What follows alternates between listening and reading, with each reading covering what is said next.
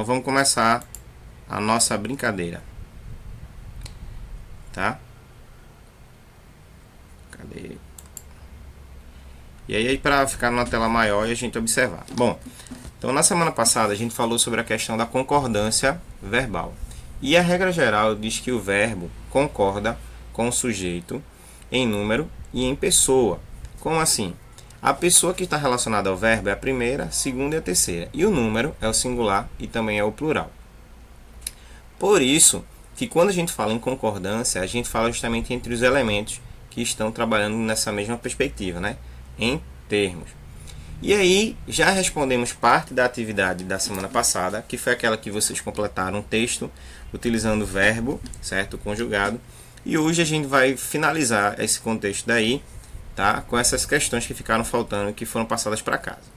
Então, de acordo com o texto, quem está com o livro aí na página de número 35 vai poder acompanhar. Aproveitar, a gente fez essa página já.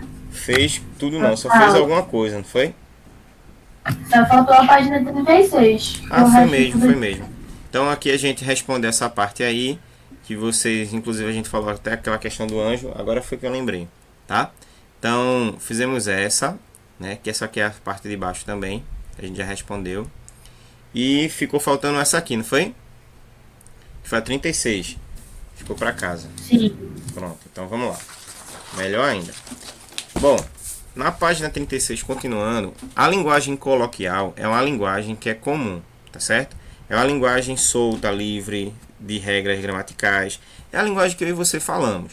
Quando muitas vezes a gente se encontra na rua e você pergunta, né, como é que eu estou? Ó, você está bem? Aí eu respondo, tô. Esse tô já indica que é uma marca de oralidade, tá? E aí a gente pode também usar como uma linguagem coloquial, essa linguagem do dia a dia. Então, na linguagem coloquial é comum ocorrer construções como a feita pelo anjo da guarda, né? No entanto, na norma padrão, né, é comum que a fala deve ser dita de forma correta, então de acordo com a regra. Então, reescreva as falas dos personagens de acordo com a norma padrão. Então, voltando lá para a página 35, o anjo fala alguma coisa assim, né? A gente vamos ser bons amigos. E aí, para reescrever isso aí de forma que fique correto, seria interessante que o tasse na norma padrão da seguinte forma, né? De hoje em diante, né? A gente vai ser bons amigos, porque o agente dá a ideia de singular, ou a gente vai ser bons amigos, tá certo? Ou vai ser bons amigos, tá? De hoje em diante a gente vai ser bons amigos, ou a gente vai ser bons amigos, ou seremos bons amigos. E aí vai de acordo com o verbo, tá? Então, dentro desse contexto a gente tem que analisar também qual é a melhor escolha para a gente trabalhar a língua. Ou seja, quando eu falo a língua, não é a língua que a gente fala não, mas a língua é o nosso idioma, tá? Porque vai chegar um momento em que você não vai poder falar de todo jeito com qualquer pessoa. Por exemplo, quando você vai na casa de um colega e você não conhece os pais desse colega, você aparentemente trata ele com mais respeito, né? Bom dia, senhor, bom dia, senhora. O João está, a Maria está. Então você usa uma linguagem muito mais formal. Quando você já tem conhecimento, tem mais intimidade com a família é mais liberal, então você trata eles, oi tio, tudo bom? Oi tia, né? Então você vai usar uma linguagem muito mais informal, tá? Então é isso que também prevalece. Mas na hora da fala a gente tem que ter noção das nossas escolhas, para que Ô, sejamos o mais correto professor, possível. Diga. eu já, assim, é porque eu não costumo chegar aí, boa tarde, senhor, boa tarde, senhora. Eu costumo chegar, oi tia, oi tio, tudo bom? Assim, né? Enfim. Que isso aí caracteriza uma linguagem informal, né? Porque até então eles não são seus tios, então não são seus parentes.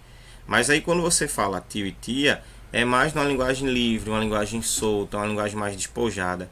Então por isso, certo? Que você não vai conseguir trabalhar dessa mesma forma. Aí o que é que acontece? Como a gente está falando, né? Quando você não tem intimidade com a pessoa, você constrói uma frase mais formal. Bom dia, senhor, bom dia, senhora. Passou a ter intimidade, aí sim, aí você pode chamar de tio, pode chamar de tia, entendeu? E aí por diante. Então o que a gente está vendo aqui é a maneira correta e as escolhas das palavras certas na hora da gente falar. Na letra D, se o anjo tivesse empregado o pronome nós ao invés de a gente, como ficariam então as suas falas, tá? Então ele diria provavelmente: de hoje em diante nós vamos ser bons amigos, tá? Essa expressão daí é a expressão correta da língua. Por quê? Porque é dentro daquilo que a língua padrão, certo, exige, né? A fala correta. Então, de hoje em diante nós seremos bons amigos, tá?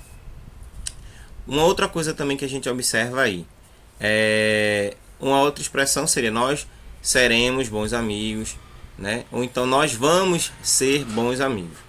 E aí por diante. Alguém não entendeu? Entendeu? Posso passar adiante? Posso, né? Vamos embora, viu? Bom, essa parte daí a gente agora vai responder também, tá? Então quem está com o livro aí vai pegar fila, porque já está toda respondida. E quem não está com o livro vai prestar atenção.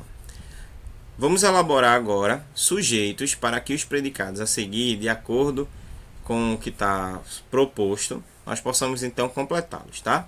E aí você pode usar esse exemplo ou pode dar outro, ok? Então vamos lá. Rimos muito com a história de Lidiane. Então, sujeito composto. Para ser um sujeito composto, você tem que ter dois núcleos. No caso daqui, que tem essa expressão Carla e eu, minha mãe e eu, que são duas sugestões aí, certo? Você pode utilizar, certo? Ó, o núcleo 1 aqui, ó, como Carla, e o núcleo 2 aqui como eu. Mas você pode colocar duas pessoas, tá? Você pode colocar, por exemplo, eu e minha amiga rimos muito, eu e meu amigo rimos muito. Então, para ser composto, tem que ter dois núcleos. Então, aí nós temos o núcleo Carla e temos o núcleo eu. Na letra B, um sujeito simples. Ela, certo, não sabe mais o que faz para agradar a sua vizinha, ou minha prima não sabe mais para agradar a sua vizinha. Nesse caso aqui, o núcleo do sujeito simples é ela, e o núcleo do sujeito simples aqui nessa expressão minha prima é prima. O minha não pode ser o núcleo do sujeito, porque é um pronome. Então, no caso aqui, o pronome vem acompanhando o sujeito, que é um substantivo prima. Sujeito composto. Fazem bolos deliciosos. Quem é que faz bolo delicioso? Aí aqui, ó, colocou Maria e Beatriz. Dois núcleos, tá? O núcleo 1, Maria, e o núcleo 2, Beatriz. Outra coisa que a gente observa é que aqui o verbo fazem foi para o plural, porque ele está relacionado a dois núcleos. Quando ele vem antes, que a gente já estudou isso também, ele pode concordar com o plural, certo? No caso aqui com Maria e Beatriz, ou pode concordar com quem está mais perto, tá? Se a gente fosse transformar, agora preste atenção na letra C, viu? Quem souber responde. Se a gente fosse transformar essa frase daqui, certo? De modo que o verbo concordasse com o primeiro sujeito, que no caso é Maria, como é que ficaria a frase? Maria e Beatriz fazem Não, deliciosos? do jeito que está aqui. Só que aí você vai usar o verbo para concordar com o primeiro núcleo, que é Maria. Como é que ficaria a frase? Maria faz. Não. Do jeito que está aqui. A frase não começa com Maria e Beatriz. Maria e Beatriz estão no final da frase. Elas vão permanecer no final da frase. Você deve começar, certo? Fazendo a relação aqui de sentido do verbo com o primeiro núcleo do sujeito, que é Maria. Não é para trazer Maria e Beatriz para frente, não. Certo? Porque, ó, isso foi o que a gente viu na semana passada, a aula de concordância. Então, quando o verbo ele vem anteposto, ou seja, quando ele vem antes do sujeito, certo? Ele vai concordar ou no plural, que no caso é como está a frase aí, fazem bons bolos deliciosos, ou vai concordar no singular, certo?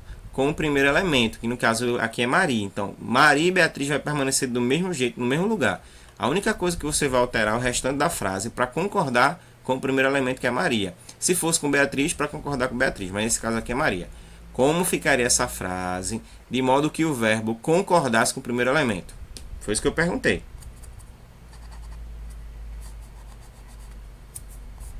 Faz bolos deliciosos? Oi? Faz bolos deliciosos? Ó, Se você colocar faz bolos deliciosos, vai ficar estranho, porque você está usando faz no singular, bolos deliciosos no plural. Você tem que adaptar a frase toda, entendeu? Então ficaria faz bolo delicioso. Faz Oi? bolo delicioso. Então ficaria faz bolo delicioso. Certo? Faz bolo delicioso. Mas aí nesse caso, leve em consideração que são dois elementos. É Maria e Beatriz. Então, para a gente sair daqui, porque eu estou vendo que vocês tiveram um pouco mais de dificuldade, faz quantos bolos? Se vai para o singular. Faz um bolo delicioso, Maria e Beatriz. Ou seja, Maria e Beatriz vão fazer um bolo juntas. Então, por isso que é faz. Faz um bolo delicioso, Maria e Beatriz. Quando você coloca aqui na expressão do jeito que está, fazem bolos, você não diz se é 2, se é 3, se é 4, você dá a ideia de plural, tá certo? Então, por isso pode ficar dessa forma. Como você trouxe para o singular, você tem que realmente trazer todos os elementos para o singular. Então, faz um bolo delicioso, Maria e Beatriz. E o faz vai concordar com o primeiro elemento do texto, que no caso aqui seria Maria. Então, é isso daí. Cuidado para não fazer o contrário, viu? Se eu pedisse para você reescrever a frase de modo que os sujeitos viessem na frente, aí sim, aí Maria e Beatriz fazem bolos deliciosos. Tranquilo, tá? Mas nesse caso não. Nesse caso também existe a concordância. Ele vai concordar com o sujeito mais próximo ou vai ir para o plural concordando com os dois sujeitos. Que no caso aí é tanto Maria quanto é Beatriz, tá? Deixa eu dar uma saidinha aqui rapidinho para a gente receber mais alguém que chegou agora ou que caiu. Não, acho que não chegou ninguém não. Voltando para lá. Falar-me falso. Bom, e a letra D, levaram o cachorro para passear no parque, sujeito simples. Ó, e aí você tem o núcleo como sugestão aqui, tá? Você tem o núcleo eles, tá? E tem como núcleo aqui, ó, garotos. Por que hoje não pode ser núcleo, professor? Porque a gente já falou na semana passada. Para ser núcleo do sujeito, a palavra deve ser um quê? Um Substantivo. substantivo, muito bem. Na falta de um substantivo, aí aqui, ó, eu tenho eles, que não é um substantivo, mas está representando um substantivo. Aí você pode trabalhar com quais classes gramaticais? Com o pronome, que no caso é eles. Quem mais? Pronome, numeral. Número. Numeral. Numeral, é isso aí. E aquele que dá Eu qualidade. esqueci. Adjetivo. E adjetivo. Isso. E em outros casos, você também pode trabalhar com o outro, que indica uma ação. Quem lembra? Ó, tem realmente alguém querendo entrar. Deixa eu sair aqui de novo. E ver quem é essa pessoa. Senão vai ficar Rebeca. Ó, então, quando a gente fala sobre núcleo do sujeito, ele pode ser um substantivo, que é o básico. Ele pode ser representado por um numeral, adjetivo, pronome ou até mesmo um verbo. Quem lembra que eu disse até na semana passada? Fumar é prejudicial à saúde, tá? Então, fumar é um verbo, só que ele foi usado ali como substantivo. Então, nesse caso também pode, tá? Vamos agora analisar uma carta que foi colocada aqui, ó, que faz parte do diário, certo? Então, Piedade, 17 de maio de 2007. Querido diário, eu fui ao Museu da Língua Portuguesa em São Paulo. Eu viajei de ônibus para chegar até lá, pois daqui a São Paulo são 100 quilômetros. Quando eu cheguei, eu fui para a casa da minha amiga Daniele. Ela também adora saber mais sobre a língua portuguesa. E por isso, nós combinamos de ir ao museu juntas no dia seguinte. Depois que eu cheguei, como eu e a Dani estávamos com fome, nós fomos comer um lanche no shopping. Lá nos encontramos as amigas dela, chamadas Kevlin e Andressa. Eu e a Dani passeamos e conversamos muito com elas. Depois nós voltamos para a casa da Dani. Antes de dormir, nós deixamos tudo preparado para o outro dia. Na manhã seguinte, Dani e eu acordamos bem cedinho e nós caminhamos até o museu. Lá nós vimos uma exposição de Clarice Lispector. E eu e a Dani gostamos muito. No dia seguinte eu me despedi da Dani e eu voltei para a minha cidade, feliz da vida. Boa noite, beijos, Cecília. Então aqui é um fragmento de um diário. E aí, mas está um pouquinho ruim, mas dá para você ver no seu texto, tá? Como você deve ter percebido, o texto de Cecília ficou repetido e cansativo em razão de inúmeros sujeitos, certo? Que aparecem. Reescreva no caderno de forma que fique mais breve e dinâmico, transformando alguns sujeitos explícitos, desses que ela vai colocando novamente o nome dela e o nome da amiga, em sujeitos desinenciais. Como é que ficaria? Por exemplo, digamos que Érica e Letícia, certo? Foram ao shopping. Então eu começo o texto assim, ó. Érica e Letícia saíram e foram ao shopping. Érica e Letícia entraram numa loja. Érica e Letícia depois foram comprar um lanche. Érica e Letícia depois compraram ingresso para ir assistir ao cinema. Érica e Letícia adoraram o filme. Então, quanto mais eu vou repetir, o texto fica cansativo. Foi o que aconteceu no Diário de Cecília. Agora, como é que nós poderíamos fazer de modo que o texto ficasse suave, ficasse leve, sem precisar ficar tão repetitivo? E aí é que entra os sujeitos desinenciais. O sujeito desinencial é aquele sujeito em que você vai representar ele ou pelo verbo ou até mesmo pelo pronome. Por exemplo, se você pudesse substituir Érica e Letícia por um pronome que representasse, qual seria o pronome? Elas. Elas. Então, ó, você tem Érica e Letícia a primeira vez, tem elas na segunda vez, tá? Mas aí você não pode mais usar também o pronome elas, porque você já usou uma vez. Aí você agora tem que trabalhar os verbos, certo? De modo a gerar o sujeito desinencial. Então assim, ó, Érica e Letícia foram ao shopping, elas entraram numa loja, compraram ingresso, tá entendendo? Ó, compraram quem? Eles ou elas? Compraram ingresso, assistiram ao filme, gostaram muito. Então é nessa perspectiva que a gente faz a reescrita desse texto. Então, como não vai dar tempo, certo, todos fazerem, essa atividade vai ficar para quem terminar depois apresentar. Mas é mais ou menos isso aí que a gente vai fazendo, tá? E aí, para conferir essa parte final da página 37, a gente vai ler esse texto e vai interagir com as perguntas. Deu branco. Se esquecer tudo o que estudou bem na hora da prova, respire fundo e acalme-se. Lembre-se de que se preparou e as respostas estão na sua cabeça. Espante o medo e o branco vai embora. Mas se não estudou, aí o jeito é preparar melhor para as próximas provas. Você já teve a experiência de estudar e na hora da prova dar branco? Quem já venceu isso? Em todas as provas é assim. Não, então se você faz isso em todas as provas é porque você não estudou. Porque se você estudar, não dá o branco na prova não.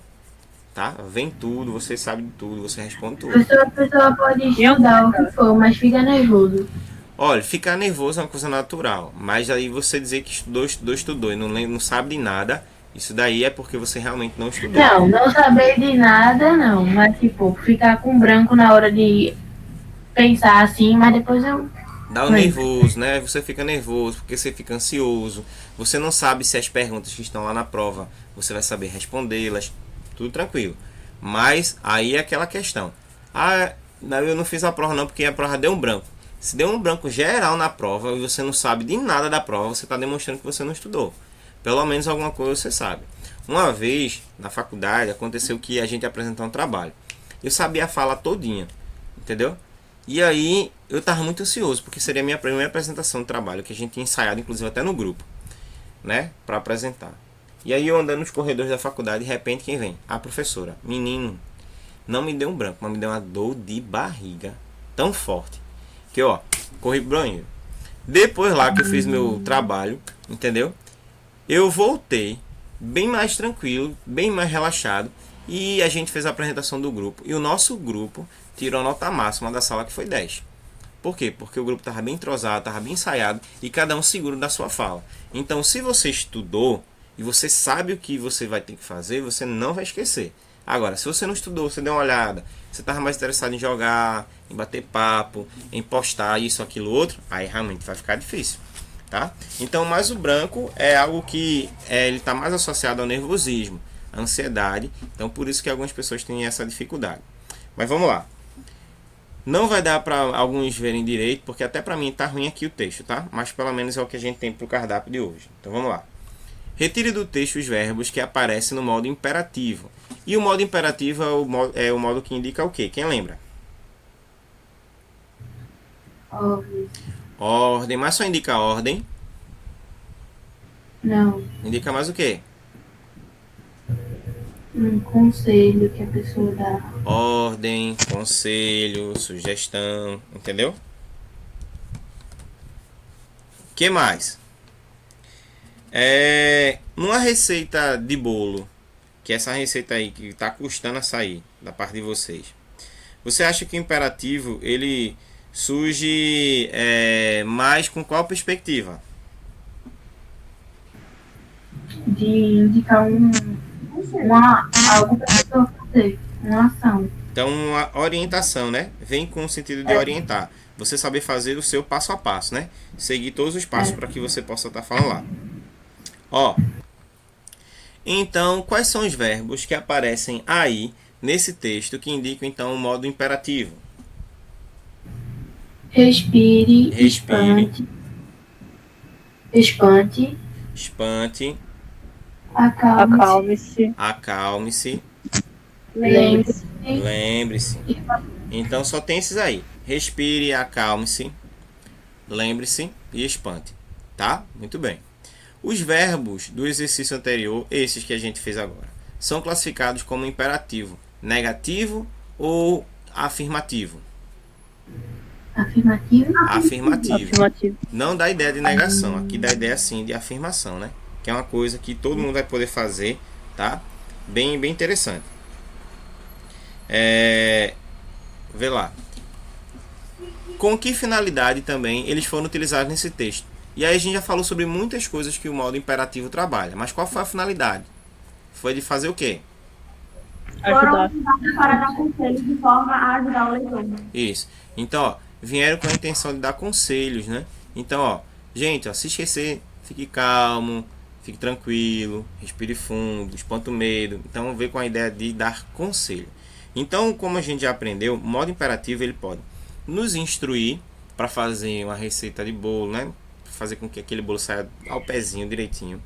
Ele pode também nos instruir para a gente montar algum móvel ou então algum equipamento, instalação de algum equipamento. Ele pode nos orientar com relação às regras de um jogo. Ele pode nos dar conselho com relação ao nosso comportamento. E aqui nesse caso aqui foi para trazer um pouco mais de calma no momento tão de nervosismo que a gente passa, certo? Quando a gente vai fazer uma prova, uma seleção, outras coisas mais. Então o modo imperativo ele surge nessa perspectiva, ok? Vamos lá. E agora a gente vai fazer a leitura desse texto para entrar nessa parte aí do módulo que eu inclusive já mandei em vídeo para vocês, tá? A gente só não teve como fazer realmente a atividade. Mas aí, para quem está procurando, está com o livro, está na página 39. Esse é um dos textos, né, que retrata um pouco mais a questão da desigualdade social, certo? Por quê? Porque, além de tudo, ele tem justamente esse contrassenso, né, de uma sociedade que ela é tão rica em seus valores, mas ao mesmo tempo ela exclui os iguais. Então, por exemplo, vocês viram o que aconteceu com aquele rapaz, o motoboy, que foi entregar um pedido lá no condomínio de luxo durante esses dias? Uhum. Então, vê, só porque ele não mora num condomínio fechado, certo? Ele é um miserável, ele não presta, ele não é ninguém, ele é analfabeto, entendeu? Então foi isso que o outro lá achou-se no direito. Então isso é um reflexo, infelizmente, da sociedade. Agora, eu ainda Não digo só por mais. isso, mas também porque o cara era branco e ele não. Mas pior que ele não era negro. Negro assim, Pois é. negro, Só quando eu falo assim, porque negro de pele bem escura, tá? Ele era pardo. Ele poderia ser misturado, mas ele não era negro. Agora, infelizmente, a gente sabe. Os pais, né, a família disse que não foi a educação que ele tinha dado a ele. Mas eu sou bem sincero com vocês. E ele aprendeu onde isso aí, se não foi em casa? Porque, ó, filho reproduz aquilo que escuta em casa. Vou dar um exemplo. Se por acaso você tiver um irmão mais novo, uma irmã mais nova, e você estiver falando perto dela, falar um palavrão, ela vai aprender aquele palavrão, porque ela aprendeu em casa, certo? Se ela perceber, né, pessoas discutindo na casa, ela vai aprender a discutir porque ela aprendeu em casa. Então, boa parte dos exemplos e dos maus exemplos que nós temos na sociedade começam dentro da nossa própria casa, tá? Mas vamos ler o texto. Além da Ô, imaginação. professor, boa parte, mas a maioria é na rua. A maioria não é na rua, não. Sabe por que não é na rua? Porque quando a gente fala na rua, muitas vezes está associado à escola. Na escola, eu, enquanto professor, não ensino isso. Não sei se outros professores ensinam, tá? Na escola, a gente dá continuidade àquilo que a gente tem de melhor dentro de casa, que é a questão da educação. Agora, entre os seus colegas, entre aqueles com quem você convive, que convive com pessoas que falam essas coisas e praticam essas coisas, aí você pode trocar essas informações, aprender coisas das quais você não aprende dentro da sua casa. Mas dizer que é na rua, não, que isso é uma questão de escolha. Porque, ó, eu vou dizer uma coisa pra você. Eu sempre convivi com gente que falava palavrão, sempre convivi com gente que se drogava, tá? Tinha gente que se drogava na minha frente, entendeu? E eu não precisei falar tantos palavrões. Na época eu falava, hoje eu não falo mais. Falar tantos palavrões e não precisei experimentar droga, tá? Porque estava na rua com os meninos. Por quê? Porque eu tinha a ideia da educação que eu tinha recebido em casa. Então não era aquilo que eu queria para minha vida. Então a gente também pode dizer não. O problema é que a gente muitas vezes justifica, e é muito fácil a gente justificar o nosso erro no outro. Ah, eu fiz porque fulano faz. Lembre-se que você não é obrigado a seguir os passos de ninguém. Você só é obrigado a trilhar o seu próprio caminho. Então se você copia o que o outro faz, então arque também com as consequências das suas escolhas. Mas enfim. Todo mundo tem escolhas, faz porque quer. Pois é. Então você não pode dizer assim, ah, eu bebo porque meu colega bebe. Não. Você bebeu porque você quis beber. Você experimentou uma droga porque você quis experimentar, né? Você acha que esses meninos e meninas que experimentam droga, eles são forçados, vão para uma festa, são forçados? Não. Pega aí. Você pode dizer, não quero não tô afim. Pronto. Mas o que é que é? Não, vai pegar. Por quê? Porque todo mundo tá fazendo, aí você também tem que ir como todo mundo faz. Então é aí onde o bicho pega. De repente, a pessoa mais prejudicada é você, tá? Tem casos que muitos de vocês sabem, ou não lembram, ou nunca ouviram falar de encontros desses, de amigos, ou ditos amigos, que convidam meninas para ir para a festa, lá batizam, certo? A bebida, colocam coisa na bebida, a menina, certo? Fica louca, fica doidona. De repente, ela não sabe, mas todos os amigos dela abusaram sexualmente dela. Por quê? Porque simplesmente ela perdeu a noção. E a ideia deles era essa, tá? Então, tem meninas aí, né, 12, 13 anos, que vão pra festa e os responsáveis, os adultos, não estão vendo. Mas os filhos, né, quem tá promovendo a festa, tá dando bebida alcoólica para elas. E elas estão se embriagando, estão ficando, como a gente fala, né, com a expressão coloquial, de graça. E aí, de repente, passa 1, passa 2, passa 3, passa 4. Ela vai dizer assim, eu fui estuprada. Realmente, aconteceu um estupro. Mas quem foi que lhe estuprou? Você lembra? Não sei. Sabe por que não sabe? Porque vai perder a noção de sentido, tá? Mas uma coisa sabe, né? Que bebeu, que se drogou. E tudo isso porque você não foi forçada, porque você quis experimentar. Então, dizer que as coisas erradas a gente aprende na rua é uma questão de escolha. Alguém ia falar? Não, né? Então vamos embora. Bom, e aí vamos ler o texto. Tem gente passando fome e não é a fome que você imagina. Entre uma refeição e outra. Tem gente sentindo frio e não é o frio que você imagina entre o chuveiro e a toalha. Tem gente muito doente e não é a doença que você imagina entre a receita e a aspirina.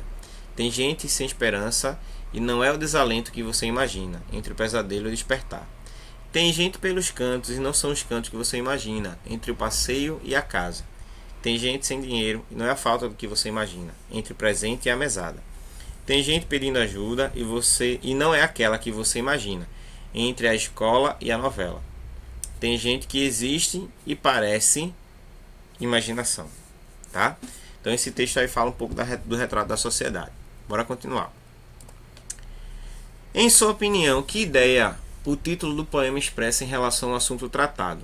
O que é que ele está falando? E se além da imaginação está relacionado a algo da ficção?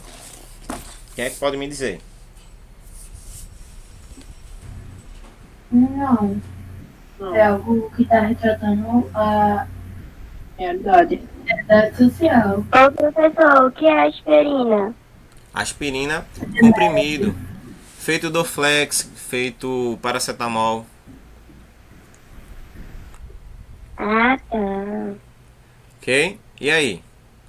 Então, além da imaginação, né, é você olhar adiante, tá?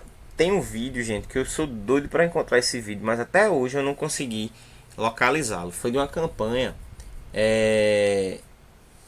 há muitos anos atrás. Eu era ainda adolescente quando eu vi essa campanha. A mãe estava dirigindo um carro. Eu não sei se eu contei para vocês. A mãe estava dirigindo um carro e de repente o sinal fechou. E tinha o filho dela no banco traseiro.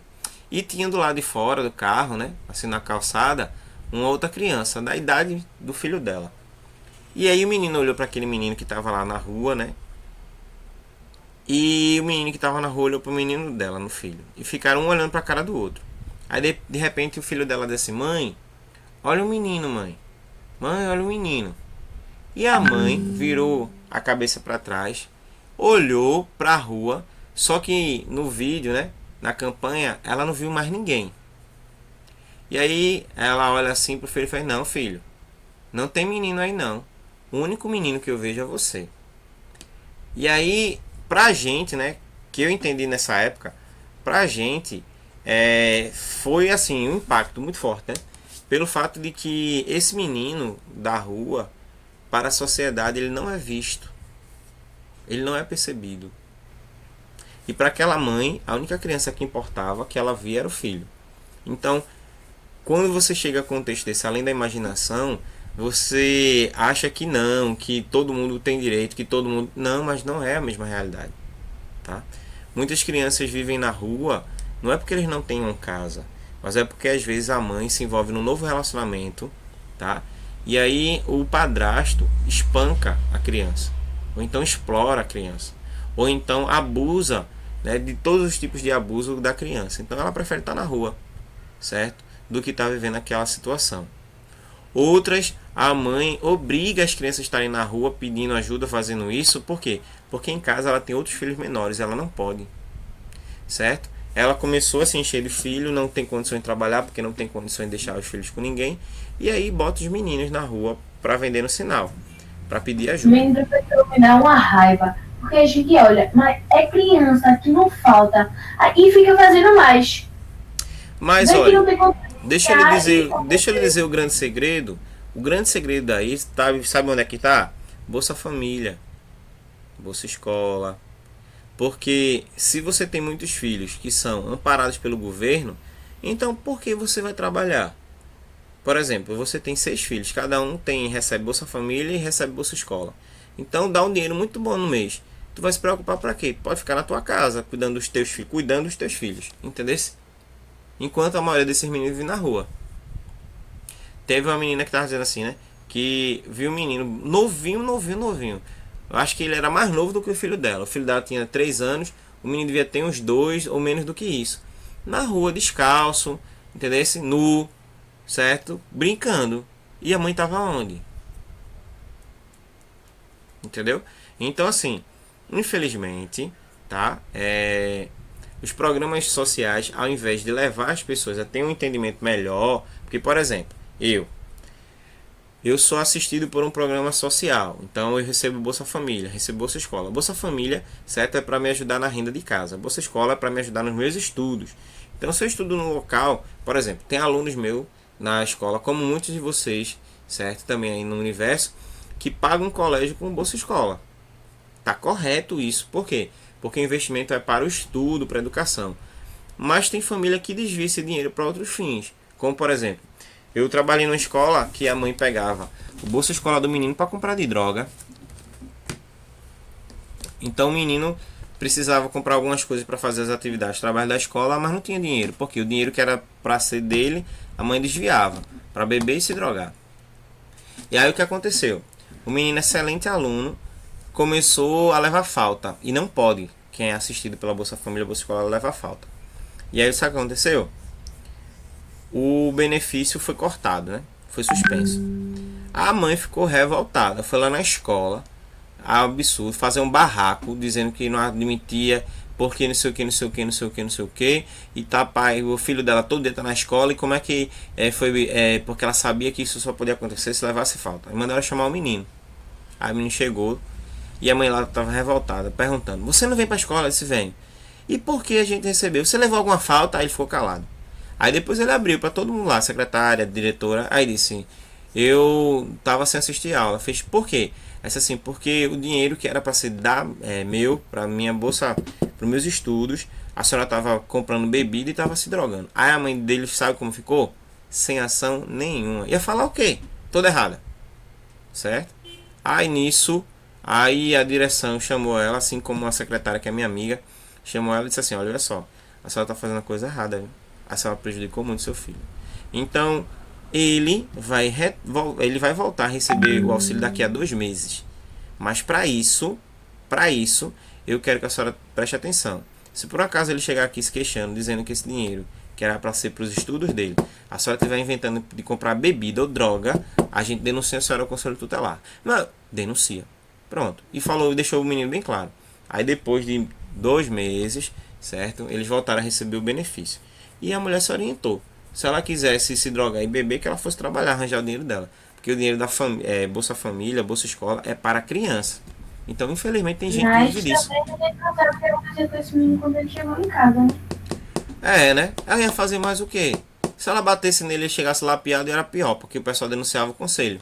E ainda dizia o porquê foi que ele apanhou. Então, ela não tinha que bater no menino, não. Ela tem que colocar a mão na consciência e saber que ela estava prejudicando o filho. E aí, minha gente, tem muitos pais, certo? Muitas famílias que vivem e sobrevivem disso. Se você tirar, ele não sabe fazer mais nada da vida. Tá? Então, infelizmente, é uma realidade. O que a leitura desse poema despertou em você? O que é que a gente é despertado com relação a essa questão da imaginação? O que é que você pode entender e compartilhar nesse momento? Acho que a gente tem mais consciência das coisas, assim, da grande desigualdade que tem. E às vezes não é preciso nem ter a noção da desigualdade, tá? Às vezes é preciso a gente só saber que nós não somos iguais aos outros. Quer ver uma coisa? Quantos de vocês aqui pela manhã tomam café? Acho que todo mundo. Todo Eu mundo tomo café. toma café de manhã, né? Você come o que no Eu café não. da manhã? Um cuscuz, um pão, um achocolatado, essas coisas. Sei. Quando você toma café sozinho ou você toma café com toda a sua família? Com toda a minha família. Sozinha. Sozinho. Então, vê, ó, tem alguns que tomam café só, tem outros que tomam café com a família. Aí eu posso dizer: gente, o café da manhã é uma refeição que se faz em família? Eu posso dizer isso, gente? Não. Não. E por que eu não posso dizer? Porque nem toda casa as pessoas sentam juntas para tomar café. É ou não é? Aham. Aqui a gente nem toma. É verdade. Aí vê, vocês fazem aí você assim: ah, mas a gente estuda na escola particular, a gente não estuda na escola pública. Sim, mas mesmo estudando na escola particular, observa que tem coisas que na família do outro tem, que na sua também não tem. Que na sua tem, que na do outro também não tem. Então, será que a desigualdade social só está na questão do dinheiro? Da pessoa ter o dinheiro em casa, dinheiro no banco? Não. Então, muita coisa, minha e sua, provoca desigualdade também. Não quer dizer que a gente tem todo mundo igual. Então, por exemplo, no dia das crianças ou no Natal, que você recebe presente ou do pai ou de um parente, tá? Você acredita que todas as crianças recebem? Eu não recebo. Não. Eu recebo, mas depois eu dou, porque eu não gosto muito de ficar recebendo muito presente, não, porque meu quarto já tá muito cheio. Aí eu dou Aí pras nesse crianças. caso, que bom, né? Nesse caso aí, você tem pra dar. Mas muitas vezes as crianças pensam que o que elas recebem, os outros também recebem. E elas ficam curiosas, querendo saber o que foi que o outro recebeu. E tem criança que não recebe presente. Tá vendo? Então, assim, a realidade é diferente. Entendeu? Não é só entre brancos e negros, pobres e ricos. Até mesmo entre pessoas da mesma classe, a gente vive realidades diferentes. Tá? Bom, nesse poema, o eu lírico é a pessoa que fala conosco. Que eu gosto de falar que é a voz do texto. Tá? Faz referência a diferentes problemas sociais. E quais são esses problemas sociais? Então a gente já percebeu que é a fome, o frio, a falta de acesso a serviços de saúde, tá? Então quantas e quantas pessoas acabam passando noite para pegar uma ficha para ser consultado ao médico daqui a 3 meses? Veja que coisa absurda, tá? Isso não deveria acontecer. Mas por que acontece? Porque infelizmente o dinheiro que ia ser investido na saúde é desviado. É para o político lá que está responsável comprar o carro novo para dar de presente para o filho dele. Entendeu? Então assim, são coisas revoltantes. Tem países que se o político ele for pego roubando, ele é assassinado, ele é morto. Bem que poderia ser assim também aqui no Brasil, né? Já que infelizmente aqui as pessoas roubam e ficam por isso mesmo. Não ia mais ter político. Pois é. Então, a falta de habitação, o desemprego, são muitos dos problemas que são colocados, tá? Durante a leitura desse texto. E aí, como a página está bem respondida, a gente só vai comentar. O poema lido é escrito em versos brancos, sem rimas. Quantas estrofes e quantos versos há nesse poema? Então, ó, uma estrofe, uma única estrofe, e apenas 23 versos, tá? Quem sabe me dizer o que é estrofe e quem sabe me dizer o que é verso? Estrofe é Acho que estrofe é um conjunto de versos e versos são linhas. Isso. A estrofe é um conjunto de versos. Então, se você tem 4 linhas escritas ali preenchidas, você tem 4 versos. Se esses 4 versos, diferente desses 4 versos aqui de baixo, tem esse espaço aqui no meio entre eles, aqui indica que aqui é uma estrofe e aqui é outra, tá?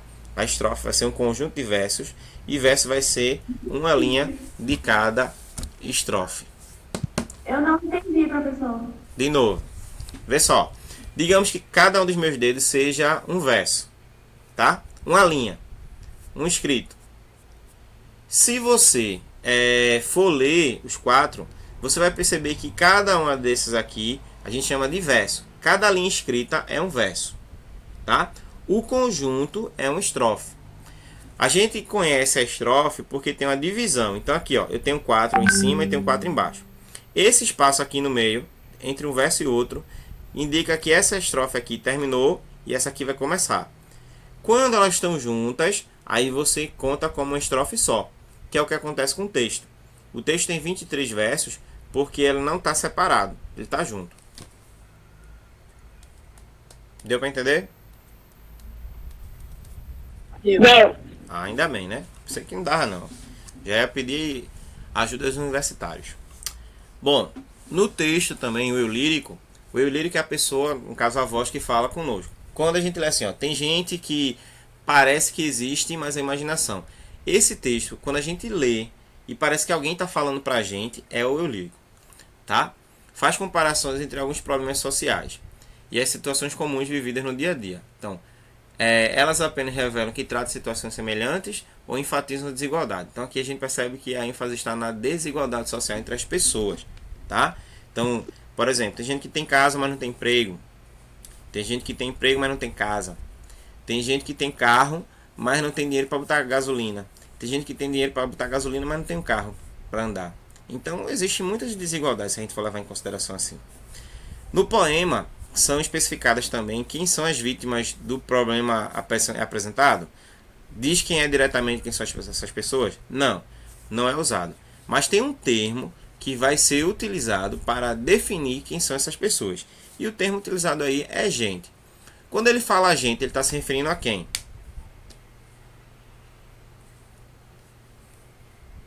As pessoas. Pessoas. Mas é qualquer pessoa.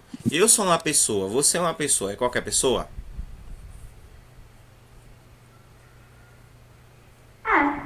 A qualquer pessoa? Não, não é a qualquer pessoa. Aquelas pessoas que dentro dessa perspectiva que o poema traz, são as que estão passando por problemas sociais. Por exemplo, eu e você somos as pessoas mencionadas no texto que não tem um teto pra gente se abrigar? Não. Eu e você somos as pessoas que o texto fala que não tem um agasalho para passar uma noite de frio? Não.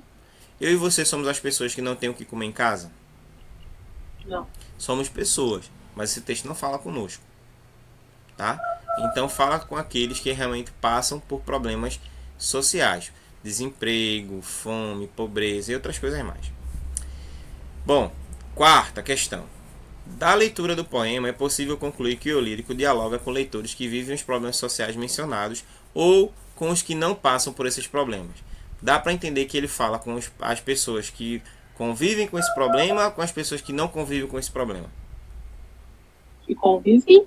Não. No texto a gente percebe que ele dialoga com pessoas que não vivem esse problema, tá certo? Por isso que ele coloca, tem gente que passa fome, mas não é a fome que você imagina. Então é como se ele estivesse dialogando, falando comigo e com você, trazendo a gente para refletir, né, que o fato de eu e você termos uma casa, a gente poder se alimentar e outras coisas mais, que nós somos isentos de passar por situação difícil. Não, a gente também pode passar por uma situação difícil, certo? Pode sim. Então, o que a gente está vivendo hoje na pandemia, muita gente perdeu emprego, certo? Muitas famílias aí perderam parentes. Então, praticamente a gente está no mesmo nível, entendeu? Mesmo que uns melhores do que outros, mas praticamente a gente está no mesmo nível. Então, antigamente você se orgulhava porque tinha um emprego, mas aí você perdeu o emprego. E aquele que estava desempregado, que estava correndo atrás do emprego, agora encontra você na fila do desemprego também. Então, tem muitas situações agora que a gente está igual. E com que objetivo o eu lírico dialoga então com esse público? O que é que o eu lírico quer fazer através desse texto? O que é que ele procura fazer? Conscientização? Conscientizar, levar a gente a refletir, né? Outra coisa que é interessante, tá? A gente entender que quando a gente olha para os nossos problemas, tem pessoas com problemas muito mais sérios e graves do que o nosso. Essa aqui é uma triste realidade. Enquanto você está preocupado se quando você voltar para a escola você não queria usar mais aquele tênis velho que você já usou desde o começo do ano, ele está em ótimo estado, mas para você tá velho porque todo mundo já conhece. Tem gente que vai para a escola com tênis furado, ou então vai de sandália porque não tem tênis, ou então quando a sandália quebra coloca um prego embaixo para continuar colocando os dedos na sandália para não ir descalço. Enquanto você diz assim, né? Eita, essa calça aqui já tá ficando suja, bufenta, né? Velha. Usei ela esse tempo todinho. Tem gente que faz de tudo para não rasgar a calça ou sujar, porque só tem aquela. Hoje eu rasgava minha calça pra ter aqueles modelos de calça. Minha mãe puxava. Mas aí você rasgava porque você podia rasgar, né? E quando a calça rasgava porque a pessoa não podia ter outra? Eu vi um vídeo, não sei se vocês chegaram a ver também, que foi divulgado na rede. Tinha um rapaz que trabalhava numa loja, não sei se vocês viram isso, que ele era ótima pessoa, né? Super educado, ajudava todo mundo, sempre estava sorrindo, tá? O pessoal nunca via ele de cara feia. Ele todo dia pela manhã sempre fazia coisas para as pessoas, o pessoal pedia para ele fazer as coisas, ele ia com a maior alegria e voltava com a maior satisfação. E aí um funcionário da loja percebeu que ele tinha vindo, já estava alguns dias vindo trabalhar com um tênis furado, tá? O tênis furou do lado assim. E aí ele achou que aquilo ali era estranho, né? Aí a primeira vez, depois a segunda, depois na terceira, ele foi, o funcionário comentou, gente, fulano tá vindo com um tênis furado. Eu acho que é porque ele tá sem condições realmente de comprar um. Aí passou, né? Aí os funcionários da loja se juntaram e compraram um tênis novo para ele, né? Só que ele não sabia. Aí levaram ele para vivenciar aquela experiência. Aí sério, gente, aqui a gente quer dar para você um presente. Aí ele, sério, por se você ser quem é, uma pessoa alegre, certo? Coração bom, nunca tá de cara feia, certo? Sempre disposto a ajudar, para não sei o que. Aí quando ele abriu, ele tinha ganho um tênis. Mas não era um tênis qualquer, era o tênis, um tênis muito, mas muito bom, resistente para que ele passasse por mais tempo, até ele ter condições de comprar um outro para ele. Então muitas vezes a gente tem essa consciência e a gente se coloca no lugar do outro. Quando você se coloca no lugar do outro e tenta ajudar, a gente chama isso de altruísmo, certo? É você ver o outro necessitado e você querer ajudar o outro. Isso se chama ser altruísta, que é o que nós precisamos também ser um pouquinho. Infelizmente, na nossa realidade, nós somos mais egoístas e a gente só pensa em nós. Bora continuar. Então, na questão 6 aí, deu uma cortada em cima, mas dá para eu ler para vocês entenderem. O poema cita o lugar específico em que esses problemas acontecem? Não. O poema não cita esse lugar específico. Por quê? Gente, pessoas com dificuldades e problemas sociais tem em toda a parte do mundo. Qual é o continente que mais se fala pessoas passando fome? África? A África. Gente, tem gente passando fome no Brasil? Tem. Mas por que só fala na África? Será que é só os africanos que passam fome? Então, o Não, texto ele é um mais. texto geral, certo? O texto é um texto em que eu e você podemos refletir sobre ele e achar uma solução interessante. Por quê? Porque a ideia realmente é levar a gente a refletir. Poxa, o que é que a gente pode fazer? Vamos fazer algo. E esse algo que ao seu ver pode ser pouco, ou para o outro pode ser muito. Tá? Bom, e agora a gente vai analisar agora esse gráfico para responder as questões, que eu acredito que também vocês já responderam. Agora observe o gráfico, que apresenta a distribuição da pobreza pelas regiões do Brasil. População em extrema pobreza pelas grandes regiões brasileiras. Então, aí, ó, Nordeste, Sudeste, Norte, Sul e Centro-Oeste. E aí, deu para perceber pelo gráfico quais são as regiões em que a pobreza ela é mais acentuada. Então, na letra A, qual região brasileira apresenta a maior porcentagem de pobreza? Nordeste. Nordeste. Nordeste. Ó, e por que você acha que o Nordeste só apresenta pobreza? Quando eles fazem esse balancete. Porque aqui é mais seco. Isso. Mas qual é o lugar que aqui é mais seco? Porque a gente não vive num lugar seco, a gente vive num lugar bastante úmido, que chove muito, inclusive. Não sei, no interior. O interior também chove, né? Apesar de depender do interior. Deserto. Oi? No deserto. Deserto? Tem deserto aqui no Brasil? Essa pessoa do Nordeste não, filha. Ó, no caso aí está falando relacionado ao sertão, né? Aquela região árida ou semiárida, tá? Por quê? Porque lá a chuva realmente demora muito a chegar, tá? No nosso caso é diferente. Nós moramos na região litoral do estado, ou seja, nós moramos próximos à praia. Então, a evaporação com aquecimento lá da água, como vocês já aprenderam, faz formar as nuvens. As nuvens são empurradas para os ventos. Quando elas chegam na capacidade lá, né, e elas entram em atrito com outros, geram como se fosse um choque. E aí elas começam a liberar as partículas, certo, de água que foram evaporadas. E aí elas vão refrescando a terra. Só que imagina, se, digamos, do litoral, agora, do litoral para minha casa, eu conto 6 quilômetros. Então, de lá para cá, a chuva vai vir começar a cair com 2 quilômetros. Então, 2 quilômetros até a minha casa vai vir chuva. Passou, parou de chover. Enquanto cidades no sertão estão a 480 quilômetros, 600 quilômetros. Então, enquanto toda essa chuva está chegando, passando por aqui, está chegando lá, não chega. Então, por isso que ela se torna mais seca, certo? E nessas regiões, o cultivo, que principalmente dependia da água, da chuva ou da água dos rios, ela é bastante prejudicada, porque não tem como você irrigar, não tem como você manter. Então, por isso que acontece essas questões aí, em que muitas pessoas passam por necessidades mesmo, tá? De extrema pobreza. Então, a região brasileira que mais apresenta pobreza é o Nordeste, por conta disso. Qual região apresenta a menor porcentagem? Centro-Oeste. Centro-Oeste. Mas no Centro-Oeste, sabe quem tá lá? Brasília. Não. Oh. É. Então, Brasília tá lá no Centro-Oeste. E detalhe, viu, gente? Brasília é uma região seca. Muito seca também. Assim como em outras partes do Brasil. Tá? Tem gente que vai para Brasília e 2 dias depois está tendo um sangramento nasal. De tão seco que é a região lá. Caramba. Por causa do ar, que é quente, seco. Entendeu? Agora, pobreza, na verdade, não tem tão grande, tão acentuada como o Nordeste. Porque o Centro-Oeste é uma região menor. Tá? Já o Nordeste é uma região bem maior. E qual é a porcentagem de pobreza que aparece na região que você mora? Então, como fazemos parte do Nordeste, mais uma vez o Nordeste está aí em destaque. Tá?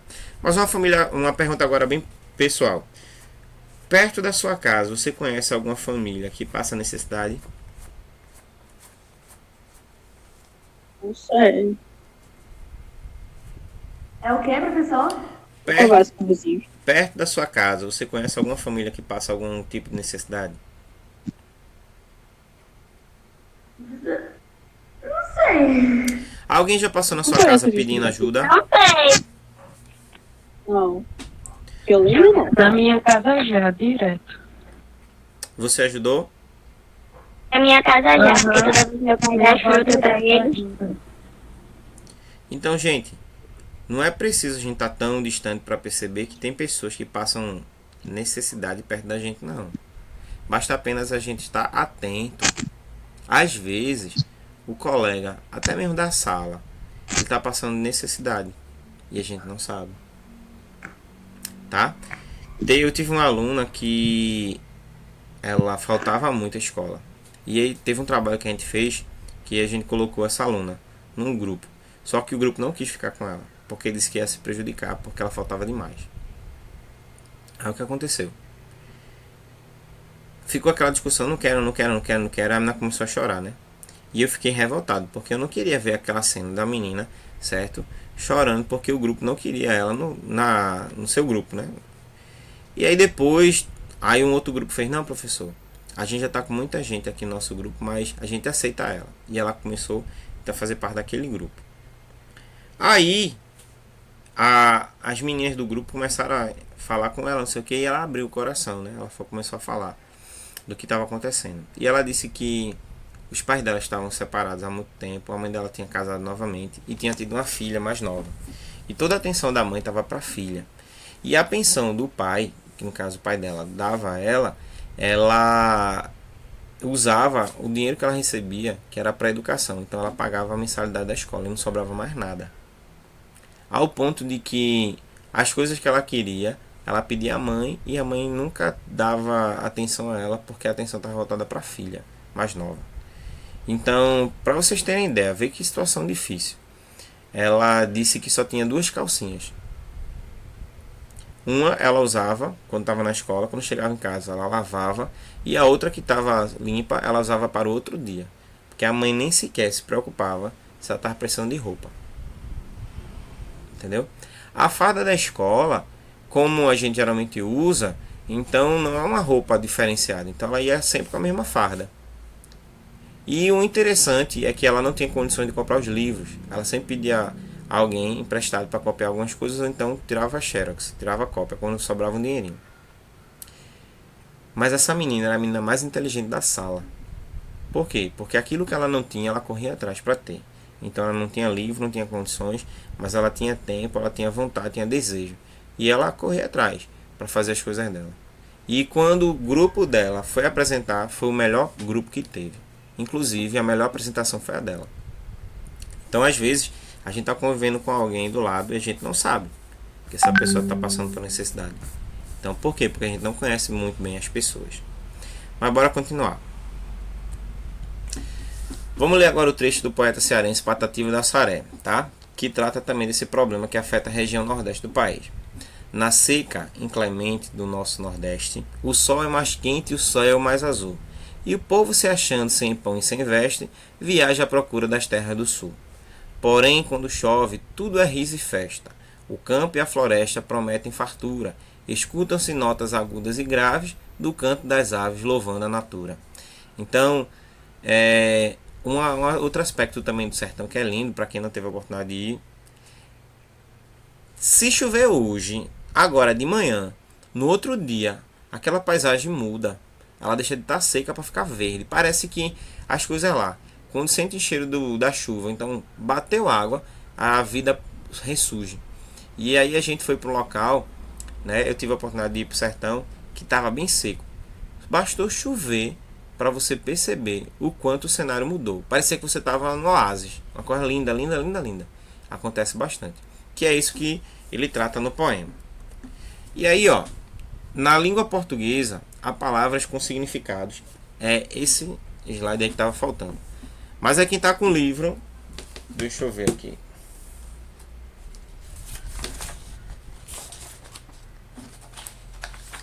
Ó, quem tá com o livro aí e quem não tá pode também colaborar participando, tá? De acordo com o poema, é possível afirmar que a seca é um dos elementos que elevam o índice da pobreza na região Nordeste, sim ou não? Sim. Sim, né? Por quê? Porque não cresce as coisas direito. Oi? Não tem água. Porque o clima é muito seco, daí as coisas acabam morrendo. Então, assim, infelizmente o aspecto de morte, né, que é trazido pela seca, dá aquela ideia de que parece que a gente não tem expectativa, que tudo vai ser seco, que não vai ter condições de ser resolvido nada. Então, por isso que gera então essa ideia de que é muito seco, por isso que é ruim. Deixa eu colocar agora para vocês, certo? O slide que está faltando. E aí a gente faz isso rapidinho para todo mundo também entender. Ó. Cadê? Deixa eu ver se é esse mesmo. Não é esse.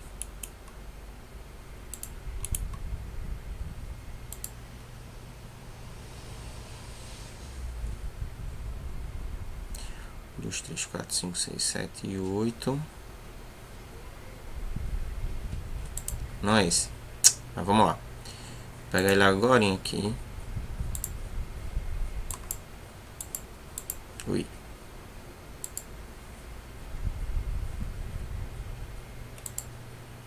Esse aqui. Tinha um que tava faltando.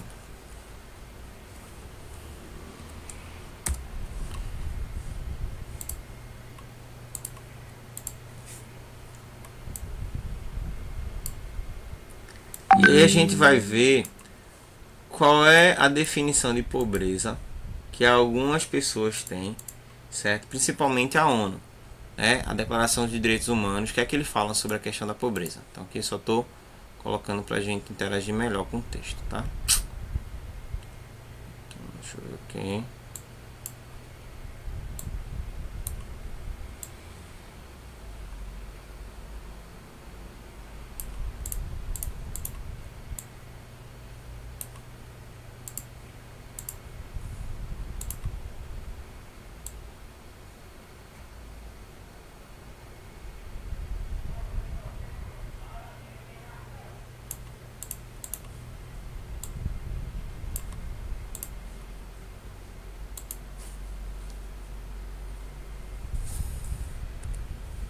Então, ó, o que é a pobreza? Então, a pobreza é sempre algo relativo. Uma pessoa é sempre mais pobre ou mais rica do que outra. A ser pobre na França ou na Índia não é a mesma coisa.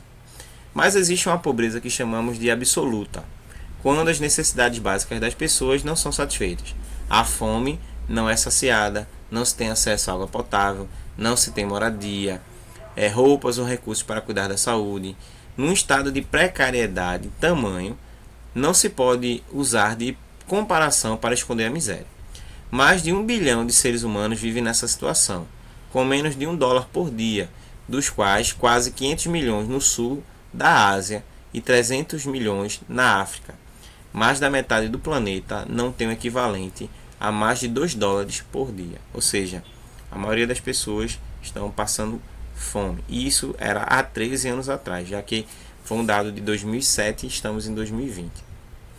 No artigo 1, né, o primeiro artigo aí, do Direito Universal, diz assim: todas as pessoas nascem livres e iguais em igualdade de direitos. São dotadas da razão de consciência e devem agir em relação umas às outras com espírito de fraternidade. A realidade mostrada no poema, além da imaginação, na página 39, está coerente com o artigo da Declaração dos Direitos Humanos? Todas as pessoas têm os seus direitos assistidos? Não. naquele poema, o que é que faltou? Quais eram as coisas que não tinham, certo? Para que as pessoas então não pudessem se sentir assistidas por essa declaração. Né? Qual é a queixa?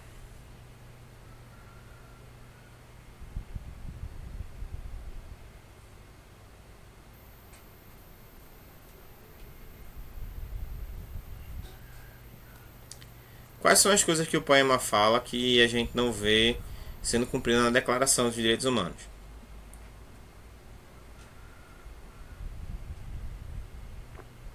De que toda pessoa tem direito de liberdade? Oi? De que toda pessoa tem direito de liberdade? Dentro da declaração,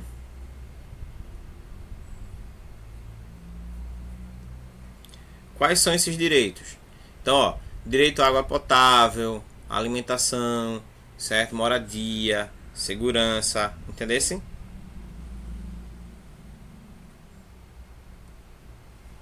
Da saúde, essas coisas. O que mais? Eu esqueci o nome do negócio.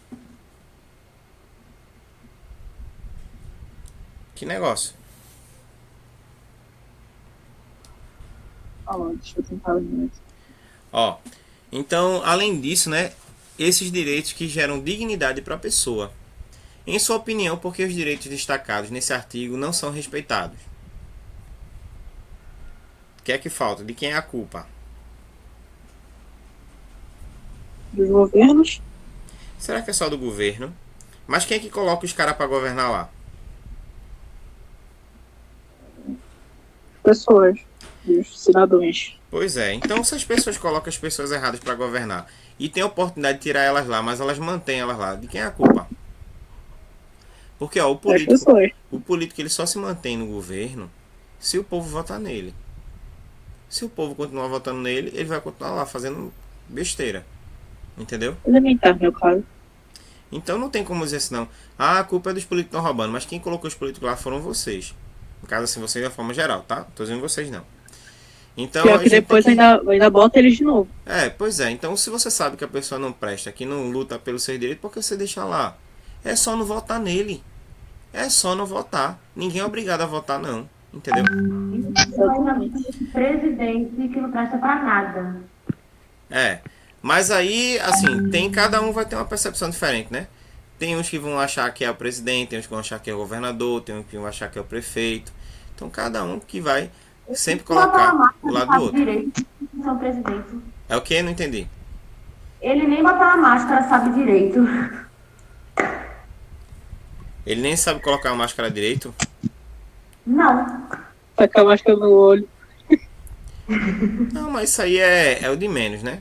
Então, o que na verdade a gente está falando é sobre a questão realmente do direito não ser respeitado, tá? Bom, segundo, no mesmo poema há um verso sobre a falta de esperança das pessoas. Em sua opinião, o que faz as pessoas se tornarem cada vez mais descrentes do mundo? Ou seja, faz com que elas não creiam, não acreditem que as coisas podem melhorar.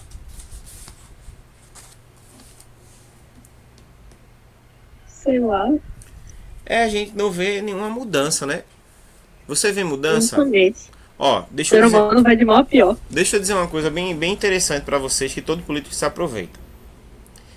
Se você tivesse a oportunidade de resolver um problema de alguém e resolvesse aquele problema, você acha que aquela pessoa, ela, sem aquele problema na vida dela, ela ia continuar dependendo de você ou ia continuar, certo?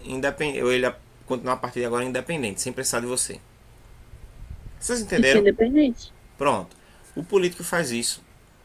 Gente, é tão simples resolver o problema, certo? Do outro. O problema é que assim, a gente quer que o outro continue independente. Aí eu vou trazer, vocês falaram sobre presidente, vamos lá. Durante anos, tinha um projeto da transposição do Rio São Francisco para chegar no Ceará. Passou por muitos governos. Cada governo que assumia, cada presidente que assumia, dizia que ia continuar, ia concluir. E o que é que eles faziam? Eles não continuavam. Eles não concluíam. Eles começavam e deixavam lá parado. Tem, inclusive, parte dessa aí do São Francisco, alguns acessos em que a água iria passar, que a estrutura já não presta mais para nada. Por quê? Porque foram anos e anos esperando. Aí veio o governo agora atual e conseguiu levar água para o Ceará. Aí quem veio antes diz assim, mas ele só fez isso porque a gente tinha começado. Mas gente, a gente tem que começar e a gente tem que concluir. Exemplo, você vai começar a construir a sua casa do zero. Aí tu simplesmente compra o terreno e faz a base. E passa 20 anos só na base. Aí você diz, não, mas eu tenho um terreno, mas não tenho uma casa. Aí vem outra pessoa, certo? Compra o teu terreno e com 3 meses ela termina o que você não conseguiu fazer. Aí você diz assim, mas ela só terminou porque eu deixei na base. Você está entendendo? Então muitas vezes as pessoas têm condições de terminar as coisas e não terminam. Então o governo faz isso. O político, para ele manter a atenção do povo, ele precisa manter o povo na miséria, na pobreza. Porque quanto mais o povo for dependente, certo? Mais o voto dele está garantido. Vocês estão entendendo como é que funciona a política? É assim. Não tenho que opinar, não, tenho 3 anos só. Mas aí, quando você vê alguém fazendo, observe. Sempre que alguém faz uma coisa boa, você não tem uma crítica negativa. Independente. Basta apenas você resolver um problema que vem gente para falar mal. Basta apenas você dar continuidade que vem gente para falar mal. Para vocês terem Como ideia. diria minha mãe, se não é para ajudar, fica calado. Como era antigamente, tá? Esse projeto de levar água para o sertão, ele tá rolando há mais de 40 anos. Há mais de 40 anos. Os governos que vieram sendo substituindo sempre falavam em concluir, mas não era interesse deles concluir. Por que não era interesse deles concluir? Porque enquanto o povo tivesse na seca, o voto estava garantido. Não resolveu o problema, mas eu vou resolver. Aí ficava mentindo, iludindo as pessoas para que o voto continuasse lá. Porque no dia, certo, que as pessoas não dependerem mais do político, elas não vão votar mais naquele político. Agora, aquele que faz, elas vão e votam, mantêm-se fiéis. É isso que a política deveria fazer. Mas é isso que esses camaradas não fazem. Eles, antes de pensar no povo, eles pensam no bolso dele. Aí por isso que o Brasil, infelizmente, tá do jeito que tá. Os políticos, eles começam a pensar no povo na época de eleição. Pois é. Esse ano é ano de eleição. Aí você vai ver rua pintada, poste com luz trocada, entendesse? Pista sem buraco. Asfalto novo. Mas depois pode se preparar que vai ser 3 anos, certo? Na Pindaíba aí. Com buraco, rua escura, certo? Sem sinalização nenhuma. É sempre assim. No verso, tem gente que existe, parece ter imaginação. O poeta apresenta uma situação que se tornou banal no dia a dia das pessoas: o descaso e a apatia do ser humano com o outro ser humano. Você já presenciou alguma situação em que isso foi comprovado? Ou seja, você passou por alguém necessitado e viu que alguém poderia ajudar e alguém não ajudou? Podem comentar. Acho que só quando chega a pessoa pedindo esmola no sinal. Daí. É porque hoje também a gente fica com medo de ajudar e ser assaltado, né? Infelizmente também tem a questão da violência, que é grande também. Tá? Verdade. Mas a gente, sempre que você puder ajudar, ajude. O poema refere-se a um mundo que parece imaginação para alguns, mas que de fato é realidade para outros.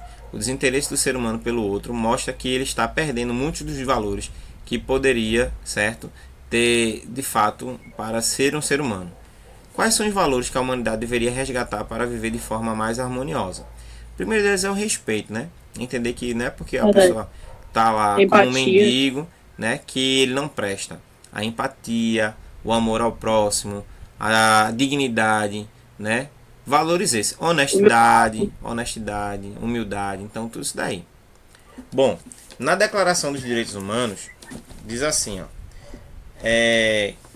O que é então essa declaração, tá? Bom, ela surgiu no ano de 1948 e é composto por 30 artigos, dos quais são direitos do ser humano, tá? Que surgiu justamente após a Segunda Guerra, com o intuito de fazer com que a humanidade tivesse consciência, né, que todos têm direito. E a liberdade é uma delas, certo? Coisa que infelizmente algumas pessoas ainda não respeitam.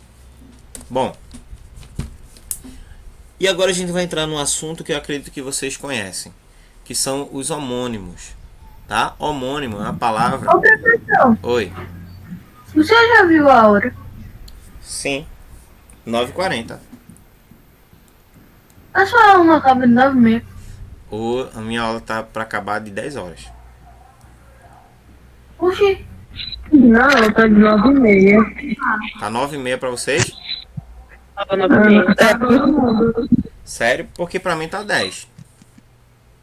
Oxe, O negócio que a diretora mandou tava 9h30. Ah, foi? Então ela mandou outro horário, porque para mim tava 10. Mas enfim, já que ela mandou nesse horário, a gente para por aqui. Então vê só. A gente retoma dessa página aí 43, tá? Vou falar sobre os homônimos. E vocês vão até a página de número... Ai, professor, eu vou mandar no chat aí. Eu vou ver. Até a página 49. 43 a 49. Tá? Sai daqui. Qual foi, professor, que eu não entendi direito, não? Página 43 até a 49, tá?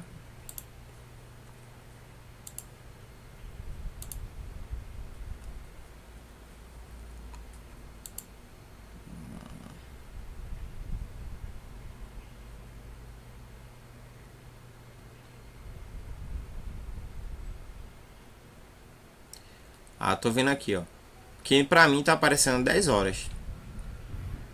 mas foi o senhor mesmo que mandou pra gente. Foi? Então eu que me Foi atrapalhei. no grupo. É porque aqui na minha agenda do Google, que vai aparecer pra vocês quem quiser depois ver o videozinho, aí fala aqui que é de 10 horas até as 10, de 8 às 10. Mas beleza, vamos embora. Ué. Está de boas. Então pronto, página 46 a 43 a 49, tá?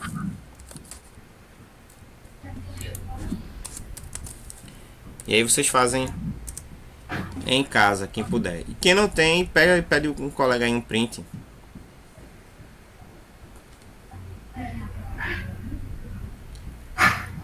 Esse 110 aqui foi algum erro aqui. Foi o 0 do 8 aqui, ó. Que saiu. Tá? Então, pessoal, até a próxima semana. Se cuidem, vamos se falando. E até amanhã, viu? Para vocês mandarem para Tá. a atividade lá. Senão vai ficar sem nota. Eu vou tentar entrar no grupo. Ó. Você não tem o link do grupo, não? Não, eu pedi pra Yuri. Disse que vai me colocar. Pronto, Pra beleza. acabar aqui. Valeu, vai lá. Tchau. Até mais. Tchau. Até.